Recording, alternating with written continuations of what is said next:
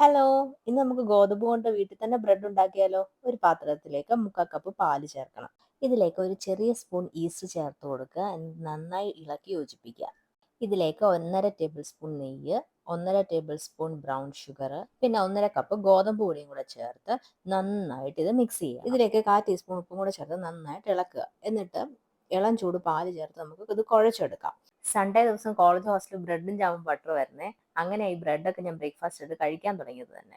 അപ്പം നമ്മുടെ മാവുണ്ടല്ലോ ഇങ്ങനെ നല്ലതായിട്ട് കുഴച്ചിട്ട് ഒരു പാത്രത്തിൽ ഇപ്പം നെയ്യും തടവി ഇങ്ങനെ അടച്ചു വെച്ച് ഒരു 2 മണിക്കൂർ കഴിഞ്ഞ് നമുക്കിത് തുറന്നു നോക്കുമ്പോൾ ഇത് നന്നായിട്ട് പൊങ്ങി വരുന്നതായിട്ട് നമുക്ക് കാണാം. കണ്ടോ, നല്ല സോഫ്റ്റ് ആയിട്ടുണ്ട്. ഇതാണ് പരുവം. ഇതൊന്നുകൂടെ കുഴച്ച് നമുക്ക് ഒരു 20 മിനിറ്റ് നേരത്തേക്ക് ഇതൊന്ന് മൂടി വെക്കാം. കേക്ക് ട്രേയിൽ ബട്ടർ പേപ്പർ ഇട്ട് നമുക്ക് നമ്മുടെ മാവ് വെച്ചൊന്ന് പ്രസ് ചെയ്യാം. ഈ സമയത്ത് നല്ല ചൂടായിട്ട് വന്ന ഇരുമ്പ് പാത്രം കേട്ടോ, അതിൻ്റെ മേളിൽ ഇത് വെച്ച് ഇതാ ഒരു 45 മിനിറ്റ് കഴിയുമ്പോൾ നമ്മുടെ ബ്രെഡ് ഇങ്ങനെ റെഡി ആയിട്ട് വരും.